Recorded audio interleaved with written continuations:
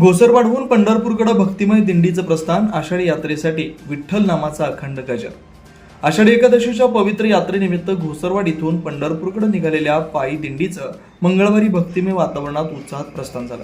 ज्ञानोबा तुकाराम, जय जय रामकृष्ण हरी आणि विठ्ठल नामाच्या अखंड गजरात टाळ मृदुंगाच्या निनादानं परिसर भक्तिरसात न्हाऊन निघाला. गावातील नागरिकांनी वारकऱ्यांवर पुष्पवृष्टी करून दिंडीला भावपूर्ण निरोप दिला. यंदाच्या दिंडीत सुमारे 150 वारकरी सहभागी झालेत. त्यामध्ये 70 महिला तसेच पुरुष, ज्येष्ठ नागरिक आणि युवकांचा उत्स्फूर्त सहभाग आहे.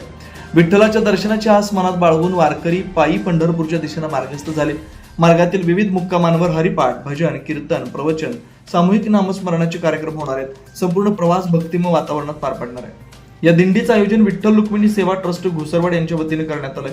दिंडीच्या यशस्वी आयोजनासाठी ट्रस्टचे अध्यक्ष कल्लप्पा विठोबा पुजारी, सचिव अशोक कमते, माजी सरपंच बाबासाहेब पुजारी, अण्णासाहेब हिरवाडे, संतोष पवार, विश्वास मांजरे, विनायक निर्मळे, आकाराम पुजारी, सुरेश भांगे, बबन कोळी, प्रताप पाटील आणि राजेंद्र तराळ यांच्यासह ग्रामस्थांनी परिश्रम घेतले.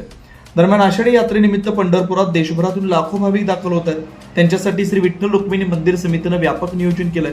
मंदिर समितीच्या वतीनं 11 लाख बुंदी लाडू प्रसाद आणि 75,000 राजगिरा लाडू प्रसाद उपलब्ध करून देण्यात येणार असल्याची माहिती कार्यकारी अधिकारी राजेंद्र शेळकेने दिली.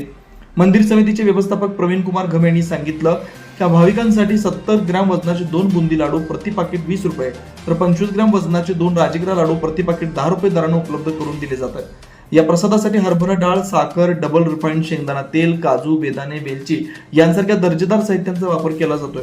अन्न व औषध प्रशासनाच्या सर्व नियमांचं पालन करून शासकीय प्रयोगशाळेत प्रसादाची गुणवत्ता तपासण्यात आली. तो सेवनासाठी सुरक्षित असल्याचं प्रमाणित करण्यात आलंय.